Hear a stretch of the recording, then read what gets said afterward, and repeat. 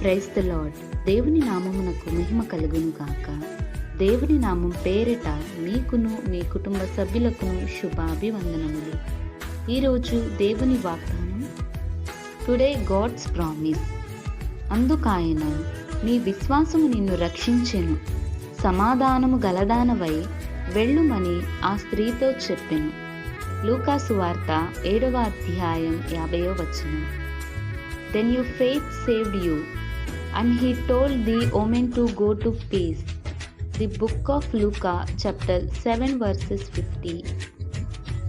క్రీస్తునందు ప్రియమైన వారులారా, మన ప్రభువైన యేసుక్రీస్తు పాపాత్మురాలైన స్త్రీ గురించి మాట్లాడుతున్నాడు. పాపాత్మురాలైన స్త్రీ దేవుని వాక్యమునకు లోబడి తాను పశ్చాత్తాపడి తన పాపపు జీవితాన్ని విడిచిపెట్టింది. దేవునిని వెంబడించి గమనించుకునింది. తాను చేయవలసిన పనికి కావలసినంత అత్తరును సిద్ధపరుచుకొని సీమోని ఇంటి గుమ్మము దగ్గర దేవుని కొరకు కాచుకొని ఉన్నది. పరిసయుడైన సీమోను యేసు ప్రభువును సమీపించి తన ఇంట భోజనం చేయుటకును ప్రభువైన యేసుక్రీస్తును అలాగే శిష్యులను ఆహ్వానించాడు.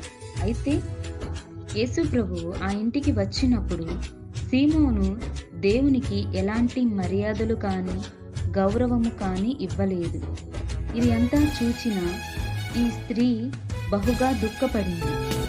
ఆ స్త్రీ ఆయనకు ఇవ్వవలసిన గౌరవం ఇవ్వాలని తాను నిర్ణయించుకుని తన కన్నీటితో ఆయన పాదాలను కడిగింది. తనకు గౌరవమైన తన తల వెంట్రుకలతో ఆయన పాదాలను తుడిచి అత్తరు పూసి ఆయనను ఘనపరిచింది.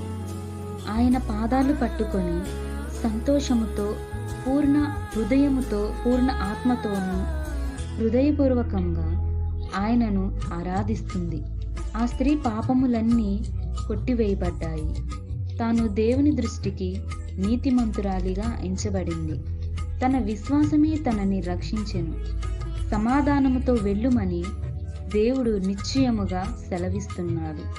కాబట్టి మనము కూడా దేవునిని వెంబడించి ఆయన వాక్యమునకు లోబడి పశ్చాత్తాపడి మన పాపము జీవితాన్ని దేవుని ముందర ఒప్పుకొని పాపాత్మురాలైన స్త్రీ విశ్వాసమును మనము కూడా పొందుకోవాలని ప్రార్థించుకుందాం. ప్రార్థన. మహాపరిశుద్ధుడవైన మా ప్రియ పరలోకపు తండ్రి, నీకే వందనములు, స్తోత్రములు. ప్రభువా, ఈ వాక్యం ద్వారా ఈరోజు మాతో మాట్లాడినందుకు వందనములు ప్రభువా. పాపాత్మురాలైన స్త్రీ గురించి మాకు తెలియజేసినందుకు నీకు వందనాలయ్యా. ఈ విశ్వాసము ద్వారా తాను రక్షింపబడింది ప్రభువా. అలాగే మేము మా జీవితాలలో నీ వాక్యం ద్వారా రక్షణయు సమాధానము మాకు దయచేయమని నజరేయుడైన యేసుక్రీస్తు అతి పరిశుద్ధ నామమున ప్రార్థించి వేడుకొనుచున్నాము తండ్రి. ఆమేన్.